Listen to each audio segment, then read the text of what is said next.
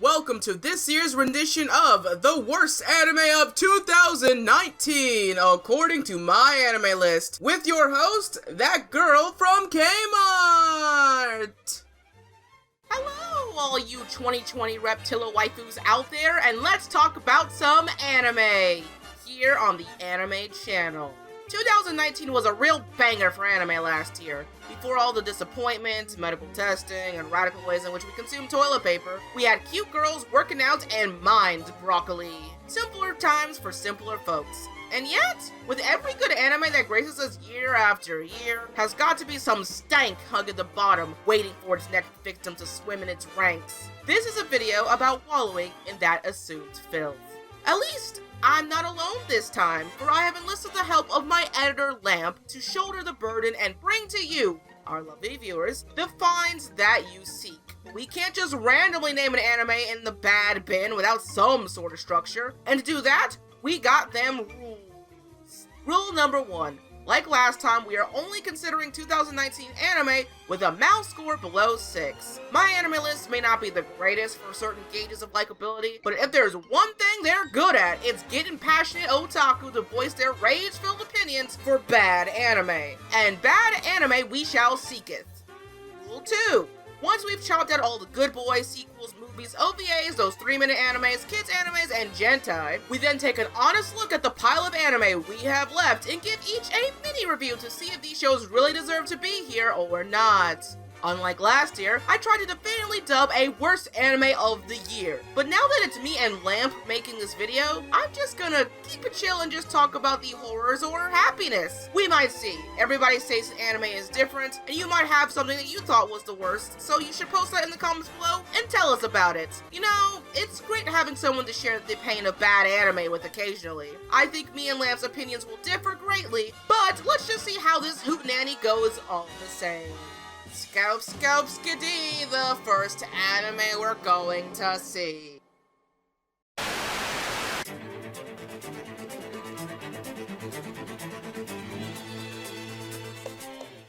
Oh my god! A reverse harem anime in 2019 that's not an isekai and is in the Josei genre? Oh, praise the Lord, they aren't dead! If only this one wasn't a snooze fest. Look, you know your show is boring when you try too hard to mask it under 1,000 hot guys who act like prepubescent teenagers than actual 20, 30-something-year-olds. The premise of the show is as follows. Rei Izumi is a novice joining the Narcotics Investigation Unit, assigned with the daunting task of recruiting the potential representatives of STAND, not that type of stand. This new unit would include unique specialized experts and professionals better suited to handle the pressing issues of drugs threatening the lives of everyone. Oh, thank you, damn children. But every female lead who goes to collect a Skittles pack worth of hot guys needs some sort of power, so her special quirk is her immunity to many, if not most, kinds of drugs. Unfortunately, that doesn't mean shit when the plot point is used only at obvious convenient times. Rei is bland. Every guy is bland. And if it wasn't for some of them having different colored hair, they all pretty much look the same. The backgrounds are stale. Heck, the opening of this anime injects more excitement into this bastardization of a SVU ripoff. And despite the opening being appropriate to the theme of the show, it still comes off out of place thanks to the anime's lifeless aura. It's insulting, thinking it can just give you so many hot guys at a time and think women will forgive it anyway, because when the show is this lifeless, the men are no longer men, just pieces of modeling clay on sticks. The only thing holding this show back for me is the overfocus on the main character. This is like if NCIS had an anime adaptation focused on drugs and drug-busting operations. This is good. The idea of the main character being immune to any drug in existence makes her a viable asset to the Force, and an interesting character. Now, if only all the obviously hot guys, either mentor or coworker, weren't either fawning over or trying to tease her constantly, or both, the interactions seem awkward, not including the obsessed scientist, and the guys seem like angsty teens more than an investigation force that's actually staffed by adults.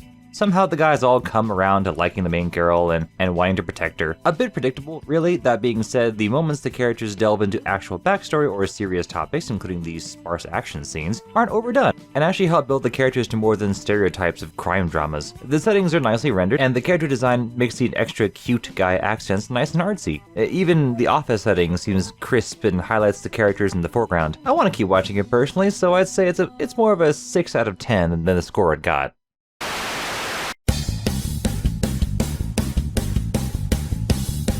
This one is good, and deserves a slightly higher score at least. Just slightly. I love the idea of the show. A world where manga and anime are as scarce as Fallout game resources. Girls running a manga cafe that go into another world in steampunk outfits to fight interdimensional demons, all for the sake of bringing memories of manga and anime back to human memory?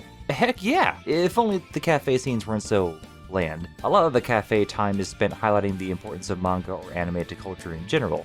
How a little girl wishes to see a particular anime or manga in its full complete set, and how that pulls at the hearts of the cafe workers. Good intentions, but it's interrupted a bit too much by casual chatting to be considered anything more than a given episode's catalyst. Kinda like Power Rangers and how they have that trouble of the day kind of thing. Oh, we gotta go fight that thing. Kinda like that. The focus isn't taken away from the cafe. It's good, that's good, since the cafe is practically our whole setting. Akihabara is basically there, but more of a backdrop, as almost all of the worlds the girls fight in are, all of which are parodies of actual anime or manga. At least the show is self-aware? Definitely worth your time though, definitely a good chill, but oddly fantastical show.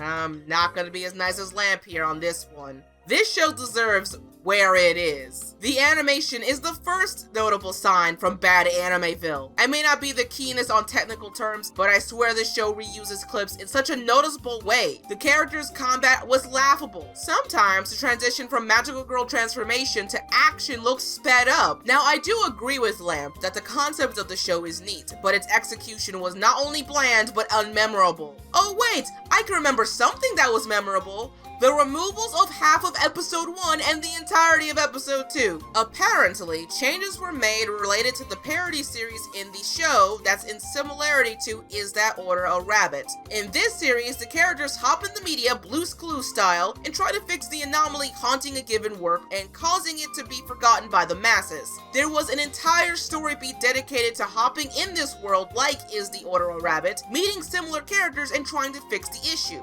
But because Japan does not have a fair use/parody provision in its copyright law, making parodies of copyrighted works may illegally violate a copyright owner's right to maintain integrity if the production team didn't ask the permission first. Therefore, the show suffered for it. When watching it, the problems were hard to ignore, as now you have an episode 3 with so much going on without context, and it frustrated me, so I dropped it. This show's memories may be pastel, but mine are just filled with the humming chorus of a lawnmower outside. Either way, I have already moved on.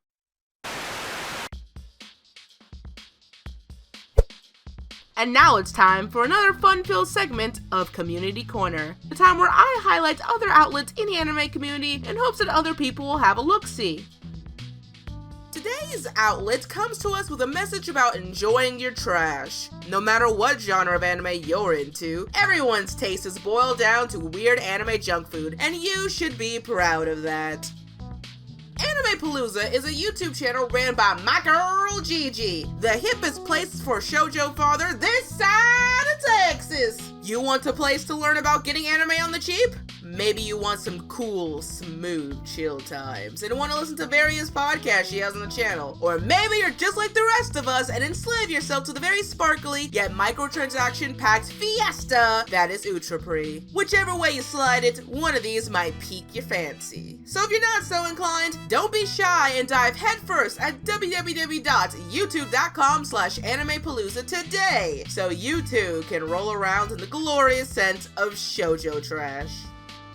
Now if you know of any other creative outlets in this world of anime, comment about them down below or at @Shannen on Twitter with the hashtag Community Corner and tell me all about it. In this time where community is more important than ever, while I may be one girl on the internet, I will always try my best.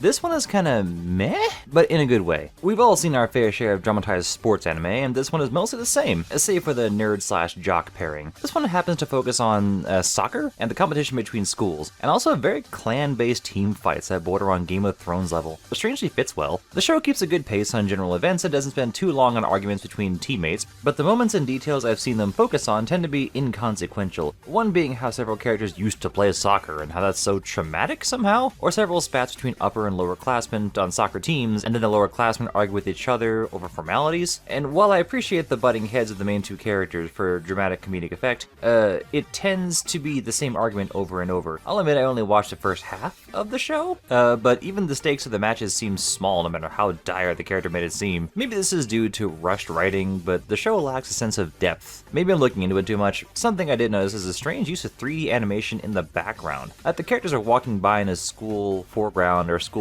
setting, but then, they're in a 2D style and everything in regular drawing style, but then in the background it's like clearly 3D renders moving almost too fluidly and out of focus. It's practical but kind of out of place. In the end, this show is not a bad attempt at dramatizing soccer and worth a watch if you're curious. I am worried about this next anime considering it has the lowest mouse score we will see on this list. At 4.76, Try Nights is a Jose sports anime centered around rugby, rugby. I like to call it upside down soccer sometimes because you need all the limbs with Mr. CGI rugby ball here. But anyway, I wonder if the show got such a low score because it's bad or because it's bad and a sports anime. I've learned that sports anime can be enjoyable in its own way thanks to the help of friends. Yet, I feel when reviewing anime, people in the West might subconsciously be more critical of them. I don't know.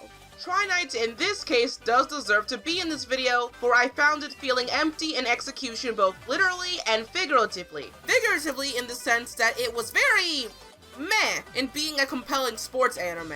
You watch a sports anime for the growth of the characters and how those characters overcome life obstacles both on and off the field. But no one in episode 1 gave me the impression that this show cared.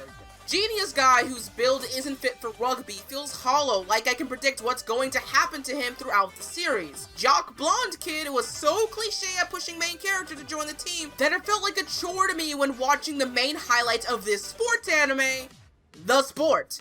Which, by the way, good sports animes like Kuroko no Basket or Haikyuu know how to balance a varied, deep roster of characters while making the act of watching the sport fun. Try Nights does not do that. It's not helped that literally most of the background has no people or activity in it. Like the characters are playing in front of a Windows desktop background from 1998. And that would be more stimulating than this show. The animation is so noticeably bad that a layman like me can poke at it. Just look at this image here, for example. Like, I don't know, my dude, but I think your head could use a dose of the Orbeez treatment. If Stan's My Heroes tried to solve its blandness by filling the void with hot guys, this show stretches that gaping void in order to throw subpar guys at you, leaving only the explanations about rugby behind. Even though I had to nope out of this after 2 episodes, I still think it's not the worst thing I've seen. Definitely better than some of the trash last year, but when your sports anime gets to the PowerPoint presentation phase of bad, then you failed as a sports anime. The Jose genre is probably doomed, isn't it?